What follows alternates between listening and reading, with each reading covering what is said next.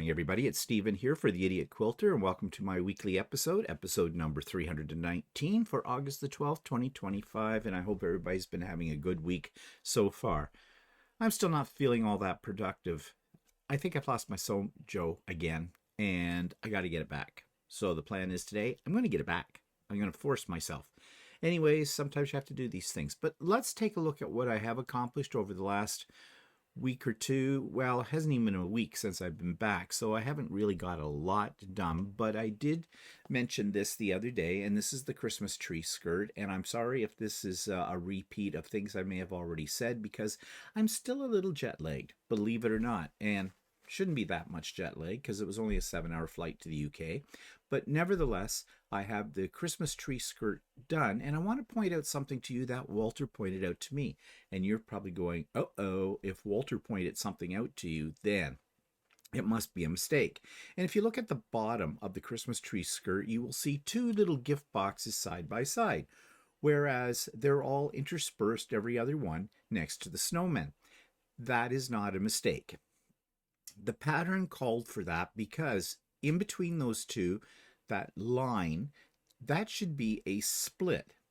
A split so you can take the Christmas tree skirt and wrap it around the base of the tree. And then you're supposed to put a piece of binding in around the open circle that would be up here, and you can tie it. Well, I didn't want to do that. My Christmas tree is not very big. It is not as wide as this Christmas tree skirt, so I just sewed it all together, and I added, to cover up that hole, I appliqued a circle of fabric, and it still looked a little plain. And although when the Christmas tree is sitting on this, nobody's going to see this little inner circle part because the Christmas tree stand will cover it, I sewed on here a freestanding lace snowflake embellishment that I had in my stock of, supplies. So that is why those two little pieces are beside each other. Now you're going to say, well, couldn't you have spaced them out? No, you can't, because there are 15 blades. Let's call them blades, 15 sections. That's an odd number. You need an even number in order to space them out. So this will indicate the back part of the Christmas tree skirt. Rented lips here. And so that'll go behind the tree, or at the bottom of the tree, back of the tree. That's what I'm trying to say. And no one's going to notice that anyways. And even if they did notice it, it's no big deal. But it was part of the pattern. It is not a mistake. This took a long time to make. Well, it took me a really long time to make because I lost interest in it as time went on. And the last couple of Christmases, we really haven't been home for Christmas. We will be this year. But so I didn't feel any pressure to get it done. But I've had a few of you pressuring me to get it done. And so I thought, yeah, it's a UFO. It is beautiful. Let's get it done. So I put all my energies before we went away to the UK into this, and I got it completed, and I'm very happy with it, and I will never do another one. Okay, moving on to the next thing. So you know that I bought a kit called Stormy Sea, and it's all batiks, and this is one of the first blocks. Actually, it's the first block according to the pattern. I made this just before we went to the UK just to see how things are going to look, and you'll notice up here the points, they doesn't come right down to a point in most of these. That one could have been better, but yeah, that's actually in the pattern. It is. I don't know why. It might be the way they do their flying geese. Their flying geese are really done in a, well, I don't know if it's a weird way to do it, but it's not the way I would have done them.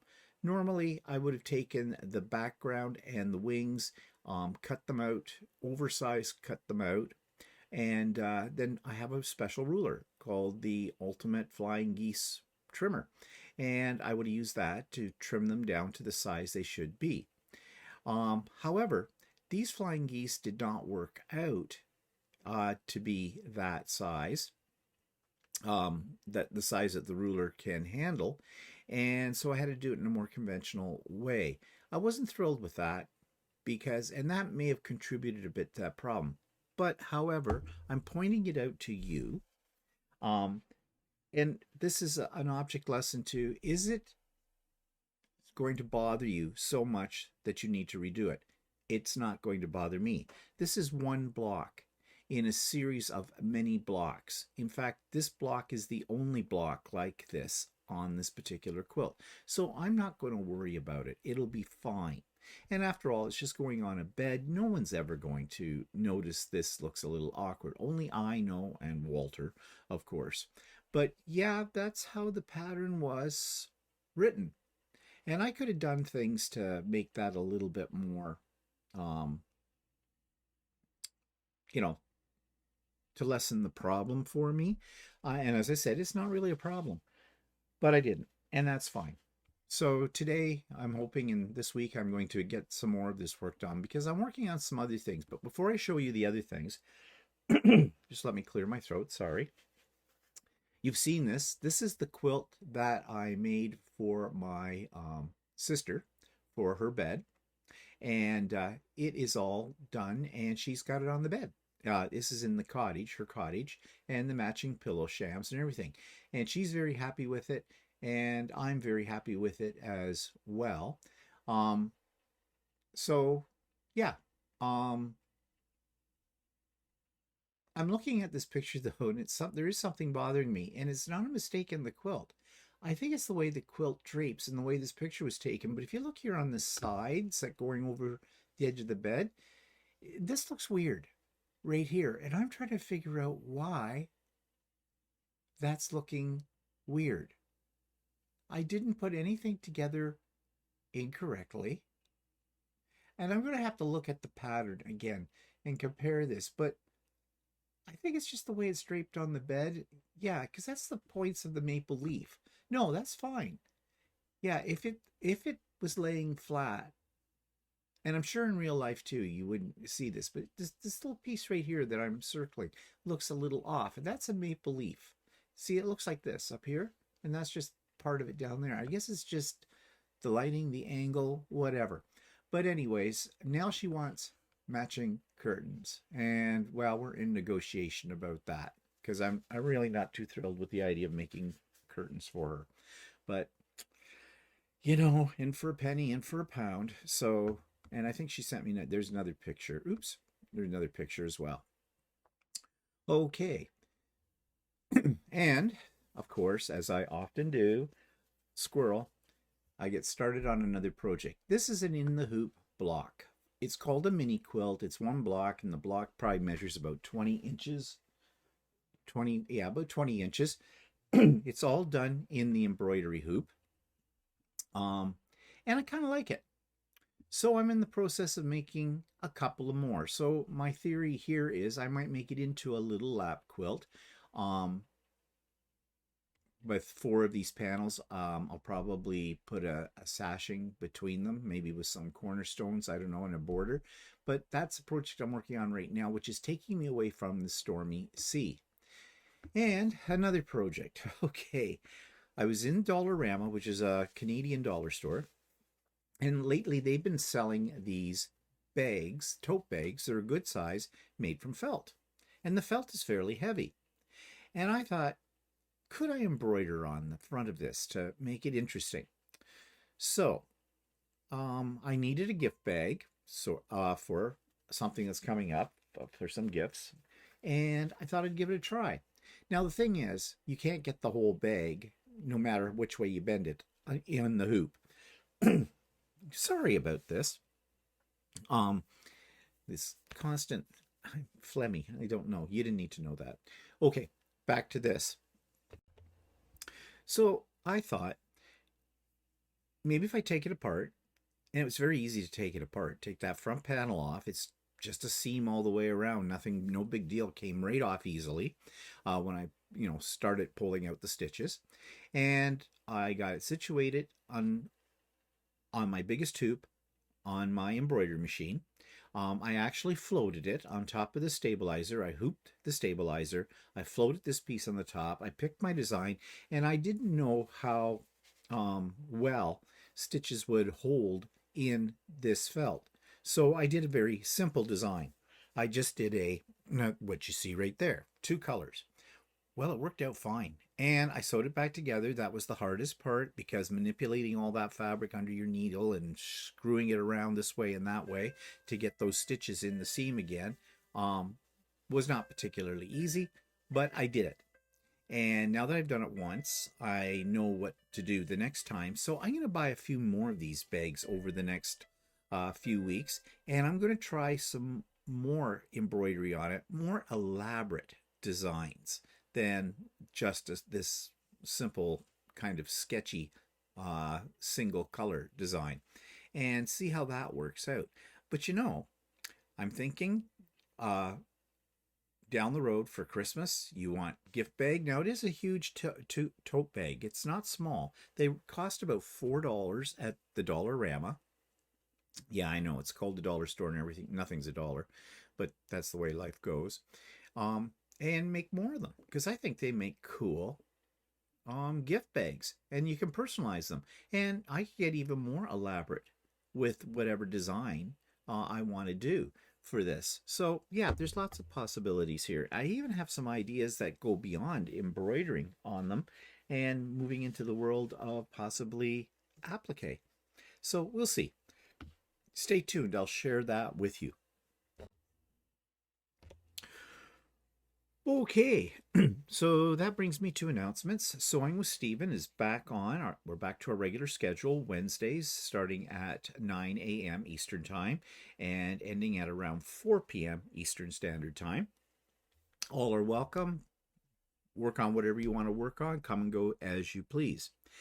And this coming Saturday, August the 16th, 2025, in case someone's watching this way in the future, Popup Sew Day. The Idiot Quilter Pop-Up Sew Day.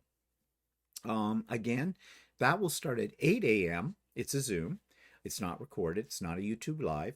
And for those of you that are new, Sewing with Stephen is not a Zoom, is not a YouTube Live, is what I'm trying to say. It is a Zoom. And links for in the show notes below. And there is a link for the Pop-Up Sew Day this coming Saturday, August the 16th, starting at 8 a.m. Eastern Time and running until 4 p.m. Eastern Standard Time. Come and go as you please, work on whatever. It's a lot of fun. Sorry about my throat. I don't know what's going on with me this morning. Anyways, so what was I saying? Senior moment. Okay, if you are brand new to the channel, you can come and go as you please. As I said, the Pop-Up Sew Day, there is nothing to register for, whatever. Just come, enjoy as much time as you can spend with everybody else. No need to be afraid of anything or any, everybody's extremely supportive. We're at all different levels. We just are a group of people who just get together and have a good time. No drama.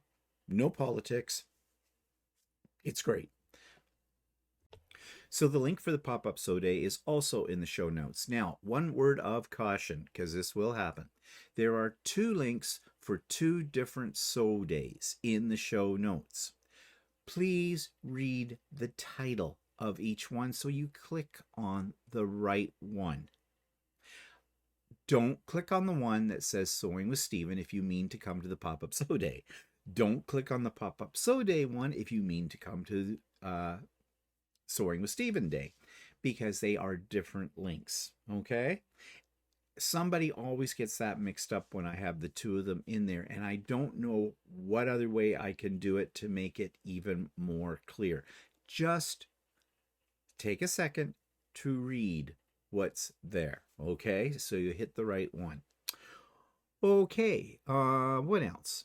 Oh, I am starting to think about my fall retreat. I have a fall retreat and a spring retreat every year. It's absolutely free, but there is a requirement to register for it. I haven't put out any information about it yet. Why? Because I don't know what I'm doing yet.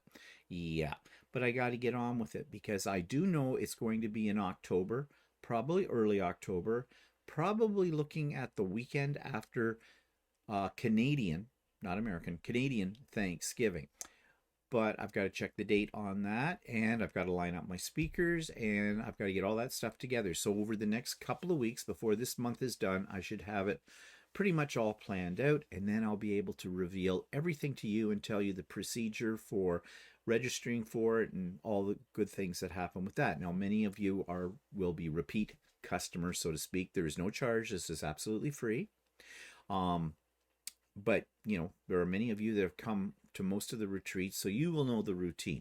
But for the new people who don't, and you are most welcome to be part of that retreat, I will have details coming up, so I won't leave you in the lurch. Okay, let's see, what are we going to next? Okay, So Chatty. In the last week, we did what I call meeting the gods of the quilting world. Yes, I must confess that was a little bit of clickbait there, but hey, shoot me. But we did talk about what it was like to see the YouTube and quilting world celebrities at the Festival of Quilts in Birmingham. So that was last week. And a lot of you wanted to know why I didn't buy anything at the quilt show or in London when we were there. I'll let you in on a confession. I pretty much planned that I wasn't going to buy anything because I was pretty sure I wasn't going to see anything that I want to spend the money on. And fabric over there in the UK is extremely expensive. Once you've done the calculation on exchange rates and everything like that, like the pound is horribly expensive next to the Canadian dollar, almost double. So if you saw something that was $10 a meter, it's really $20 a meter. I didn't see a heck of a lot at $10 a meter. Okay, it was more like $30 a meter. Yeah, that's what I'm saying. You can, get off the floor now and get back into your chair. So I didn't buy a thing. Walter bought some Liberty fabric, but he only bought, it was prepackaged. I think it was a 2.25 meters, and that cost him about $40 for that, and that was on sale. Yes, Liberty of London, I know this is sacrilege. It's not all that in a bag of chips. I'm sorry, it's not. Not for us as quilters. Maybe for garment makers, and if you're a woman, yeah, you might find something. Again, expensive. Average price for their fabric, which was mostly Tana lawn, which is a very nice fabric, was about £29.99. So let's say, for sake of a pence, 30 pounds for a meter. 30 pounds for a meter. Okay. And what I just said about the Canadian dollar, more like about $55 a meter Canadian. Yeah, no, not going there. And everything in Liberty is, and they don't just sell fabric, they sell clothing and other things too, is extremely expensive. You're paying for the name. Okay, so it's a destination spot. If you're in London, go to Liberty. You need to see it. It's a unique looking store, but unless you've got lots of money or it's something you really have to have, you'll probably be like me and come out of Liberty with nothing. Okay, enough about that. I know people are going to send me hate mail about what I've said about Liberty. Sorry about that, but that's my opinion. Okay, you will find a link below for the playlist for all of the, for the Festival of Quilts, quilts only. You know that when I was in UK, I did a series of videos, one every day actually, of our trip. There's several about the Birmingham Quilt Festival, but I decided to do one that was nothing more than just still pictures of as many quilts as I could take pictures of. So you don't have to, go through a running commentary kind of a thing. So you will find that in the link below. It is part of that playlist that I have linked there too. And just before we go to the subscribers quilt of the week, I want you to know that I called it, in my notes I put rebranded the channel. Well, I didn't really rebrand it. What I did was I kind of updated what I call the channel. You know that this channel is called Bland Designs and the Idiot Quilter. The reason I used to call it Bland Designs is because when I first started making YouTube videos, I was not a quilter. I was a paper crafter, a scrapbooker.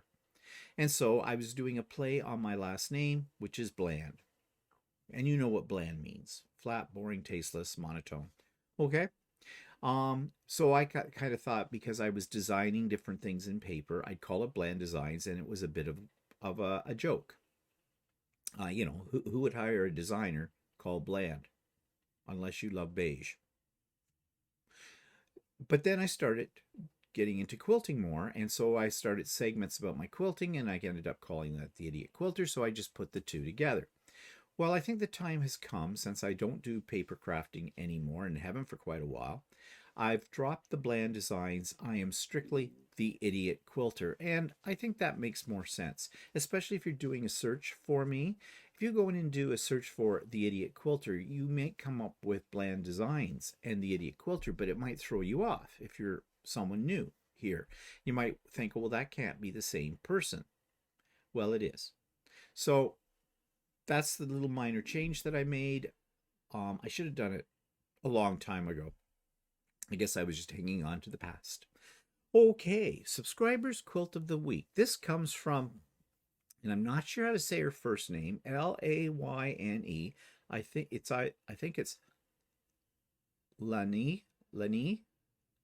I'm not sure, and I'm sorry, Lani, if I've mispronounced your first name, but Lani McDaniel, and she sends us this beautiful creation to enjoy. This week's quilt from a subscriber comes from Lynn McDaniel, and she says, I want to share my favorite quilt so far with you. I call it Bird of Paradise, as it is my interpretation of a friend's photo of a bird of paradise flower. It has approximately 8,000 paper pieces, wow, that are hand dyed by me or commercial batiks. It measures about 3.5 feet by 4 feet. I made the design, pattern, and quilt in Ricky Tim's Molocomotion.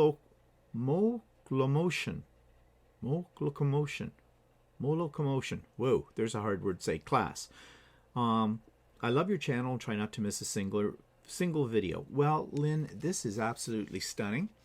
And 8,000 pieces to put this together. And you, on top of all of that, you designed it and made the pattern yourself. That is quite an accomplishment. And I love the quilting that you have put along with it of the leaves, and that makes it, that goes very well with it. I think this is a beautiful, beautiful example of what one can accomplish with paper piecing. Not me, because I'm not really a fan of paper piecing, but I know many, many people are, and this is definitely an inspiring piece. So thank you, Lynn, for showing this to us. So that takes me to YouTube channel of the week, and this one's called The Boy Stitcher, and this was recommended by one of my subscribers to me, and it's a brand new channel. I think there's maybe only one video on it right now, but here's my review of that channel. YouTube channel of the week is a brand new channel that I just discovered while I was away on our vacation to the UK, and this was suggested to me by one of my subscribers, and it's called The Boy Stitcher. And you know how I'm always looking for YouTube channels that are created by male quilters. Well, this is a new one. It is very new. He only has one video up to date, and it's called The Boy Stitcher. And I have reached out to him to do a interview with him because I want to help grow his channel. Right now he only has 587 subscribers, so it would be good to help boost this channel. So do go to it, check it, like it, and subscribe to it as well. And this will probably encourage him to make more videos in the future. In this very first one, he does a very ambitious paper piecing project. So for somebody who's just gotten into quilting, he certainly dived into it very deeply. So please check out The Boy Stitcher. So that takes me to future projects, and it's called Christmas Crazy Patch Table Runner, and it's by Creative Kiwi. I saw this, it was on sale, and I needed a gift, and I thought this one's really quick. I can knock this off in no time. So I did the one, they had it in two forms. One where you could use different fabrics, or you could, well, let me show you what I'm talking about.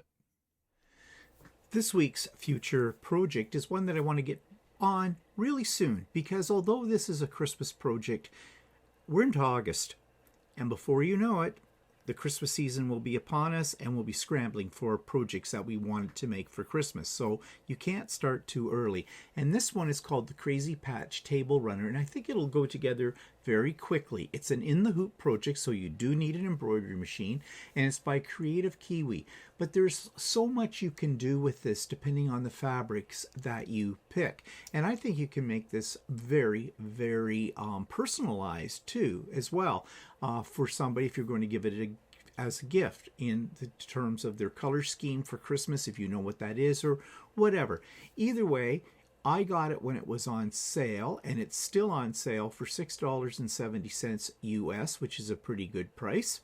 So about 10 bucks Canadian. And the link is in the show notes below if you're interested in tackling this. And doing crazy patch table runners are a lot of fun because you get to explore various stitches that your embroidery machine will work with. So check it out. So I've done it. So it's not a future project anymore. It's all done. As I said, it's going to be a gift, and I needed it quickly. So here's what it looks like. There it is. And I did it as a Christmas one. I think I've got it a little bit upside down. Well, you know, that would be for the people on the other side of the table, because the words should go the other way around. That's just it's not a mistake. It's just the way I took the picture. But you can see how fast it goes together, because essentially you're using one fabric instead of appliquing down various fabrics, which you can do, as you saw in the pattern. And I used one color of thread. So it went together really quickly. I added the borders and I added the backing, and I decided to also do a traditional binding instead of, you know, doing the where you flip it inside out and all that kind of stuff. I prefer doing the traditional binding on something like a table runner, because I think it makes it lay flatter, and I think it looks a little nicer than doing the folding part, you know, the inside out, whatever. I don't know. There must be a term for that. The pillowcase method, maybe that's what it's called. I don't know. I hope you know what I mean. But yeah, I'm very pleased with the way it turned out. So, you know, I think it's still on sale if you want to get it, if you have an embroidery machine. Okay. So what's that lead us to next? Oh yeah, what's twisting my seams? Well, this comes from Sue Norfleet, and it happens to be Christmas fabric as well. So this week on What's Twisting My Seams, I have a submission from one of our longtime subscribers, Sue Norfleet, and she sends in this array of fabrics that you see before you. And she says this about them. This Lewis and Irene bundle of Christmas fabric, Keep Believing is what it's called, has been twisting my seams for several years. The problem is that I love the fabric and haven't found a pattern that deserves the fabric. Maybe this will be the year I cut into it. Okay, so yeah, this is really cute fabric. It's got gnome-like creatures on them, or Santa's elves, whichever way you wish to interpret it. And the colors in this, as they're laid out here, are a little bit different because we've got the blues more so than the traditional greens and reds. But I think this could make a really fun table runner. It doesn't look like she has that much of the fabric. So yeah, something like a table runner, or even maybe a wall hanging or something like that, might even lend itself in some cases to some fussy cutting as well. So thank you, Sue, for sending in this fabric for What's Twisting My Seams. And I need some more pictures of fabric you find in your stash that you question now. It may have been there for a long time. All you need to do is take a picture of it and just answer 3 questions. 1, what attracted you to the fabric in the first place when you purchased it? Did you have any plans to do something specific with it, or have you done something specific with it? And 3, do you still love it or not? And just send that along to me, and I will be happy to feature what's twisting your seams in this segment. Okay, so that takes me to what I've been working on. We've seen most of it now, but just for, giggles. Let's see what I have been up to since we got home. So, what have I been up to in the last week? Well, not a heck of a lot because we just got back from the UK. I did manage to complete this in the hoop table runner, which I've already shown you. That is going to be a gift for somebody.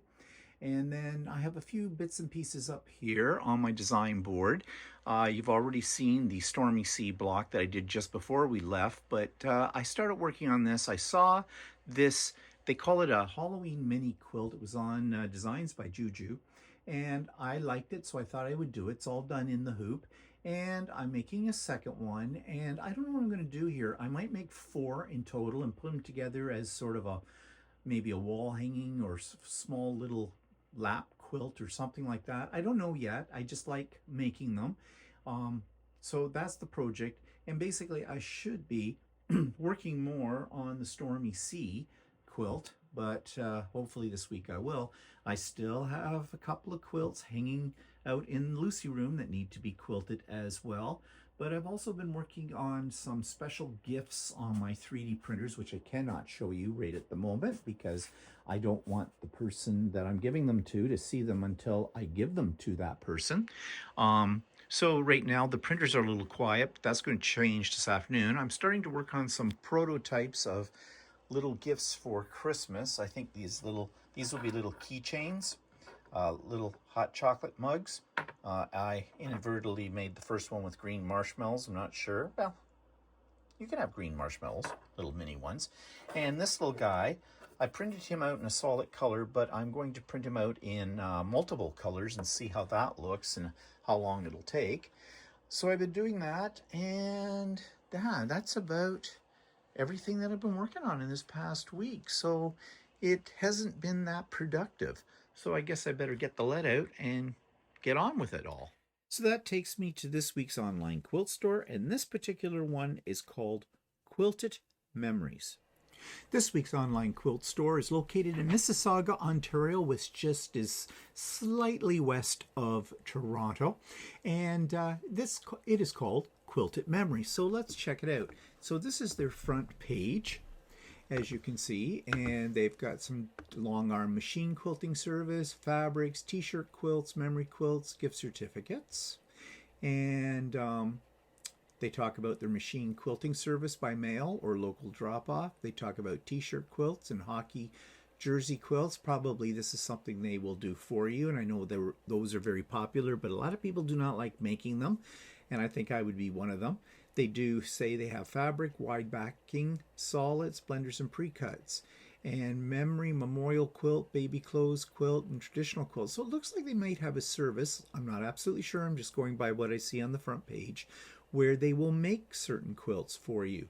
Some testimonials as well, and then basic information. They do have a brick and mortar store Tuesday to Friday, 10 a.m. to 4 p.m.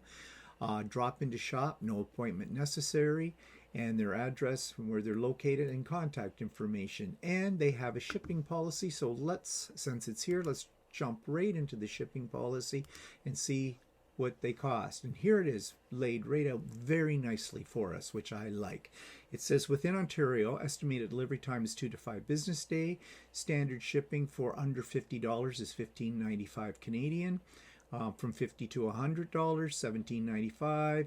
$100 to $250, $19.95, and if you order over $250 worth of product, then it's free shipping. And then they have the non-Ontario provinces, their prices, and USA flat rate of $30. Well, that's pretty good right there, especially given that that's $30 Canadian, so it'd be only about around maybe $22, $23 US, something like that. So I like the fact that they've put their shipping right up front where you can find it, and there's no mystery about this whatsoever. Okay, let's hop into their fabrics. And they have them all nicely laid out: batik, blenders, canvas, Dublin, essence, flannel, Northcott, ombre, Patrick loose, solids, and Toscana. So let's go to Northcott because it's Canadian. And okay, they've got your standard blenders. Now, are these prices by the meter, or are these by, oh, that's wide back, 108-inch wide. And that's $14 for by a half meter. So $28 for wide back for North Cot.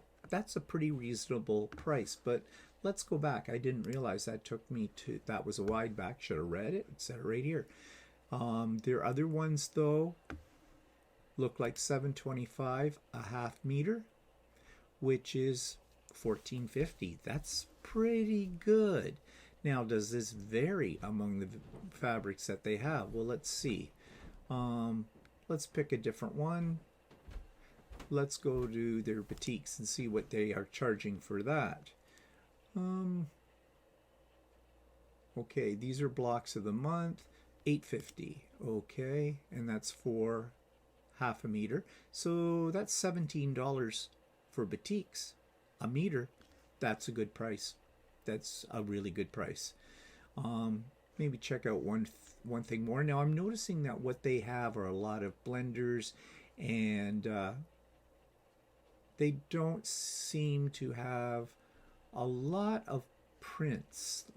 Now I could be wrong about this, trying to get in here a little further. Blenders, canvas, those are, I'm not sure what Dublin is. Nothing on that page. Don't like that. Don't put a listing if your page is broken. This 404 sets me right off when I see that on a website, because it suggests it's unfinished.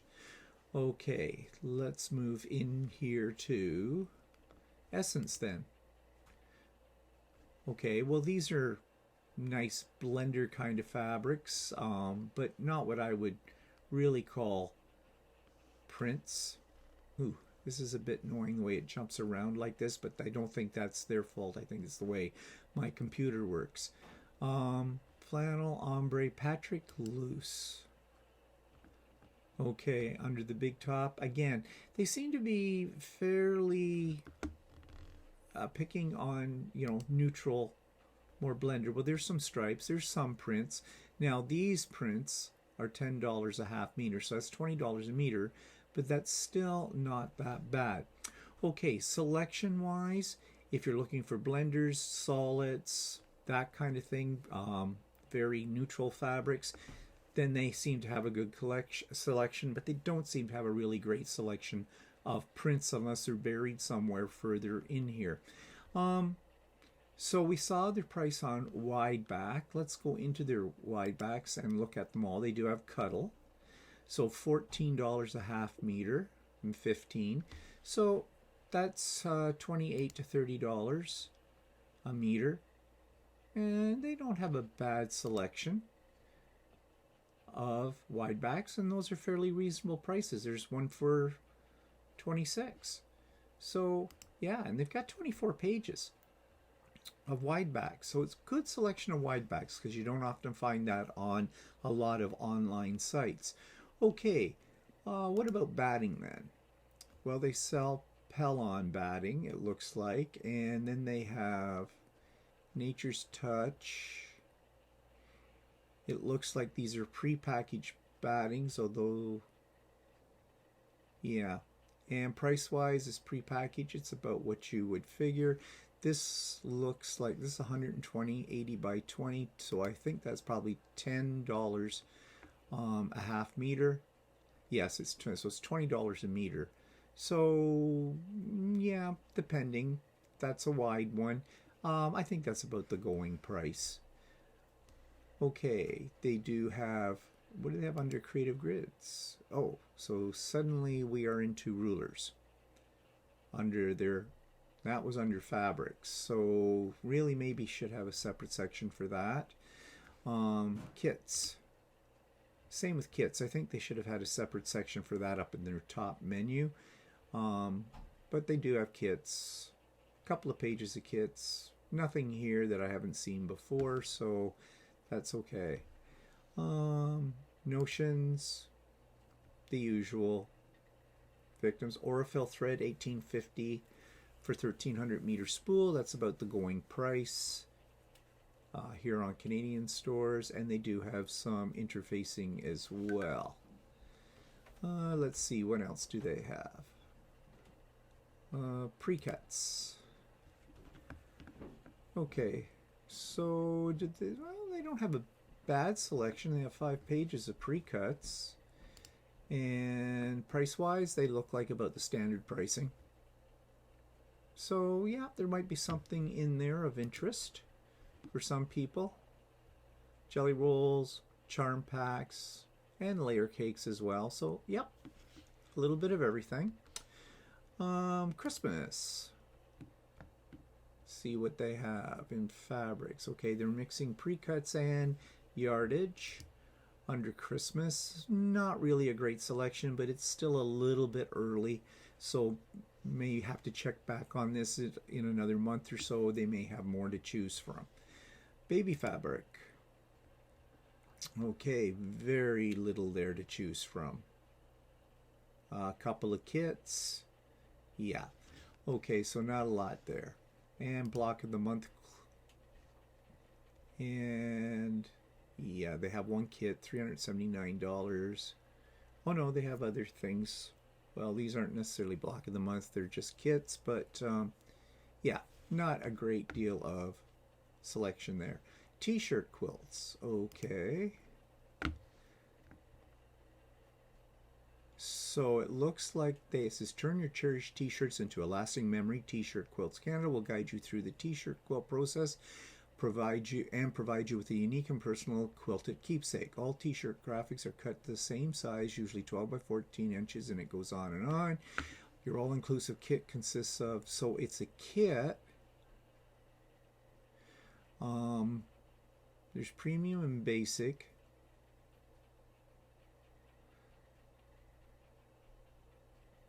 Photo block, picture.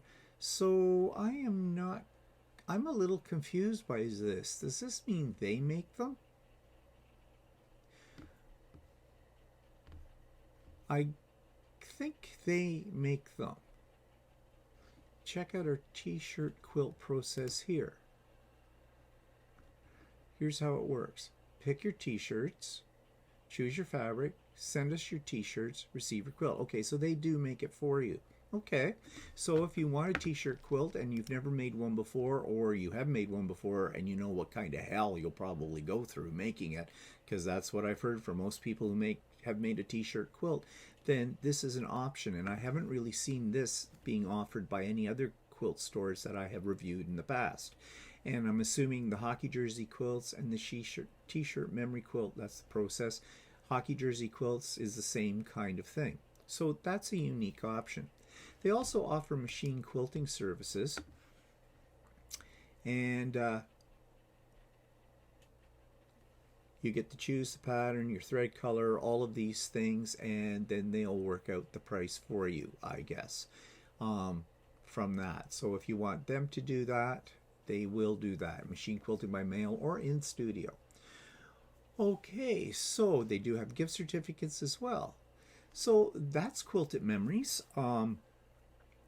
I think their selection of fabrics, if you're looking for things that are fairly neutral or you're looking for blenders, that kind of thing, is not bad. Have a good selection of wide backs. Prices are fair.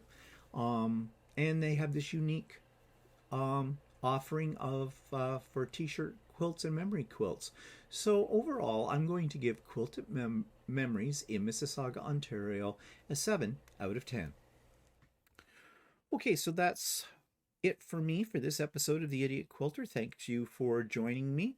I want to thank all of you for supporting the channel. The channel is growing. I've gotten quite a few new subscribers in the last 2 weeks, and that makes me very happy. We are over 12,000. Still not a huge channel, but you know, every little bit counts, and I appreciate your support. And for anybody that's new here, don't give up on me after this one. I know I was a little all over the place today and clearing my throat. I try not to do that on a regular basis, but you never know. This is what happens when you don't edit. You get what you see. So anyways, I hope to see some of you or many of you on Sewing with Stephen on Wednesday and on the Pop-Up Sew Day on Saturday. In the meantime, have a great week. We'll see you later. Bye for now.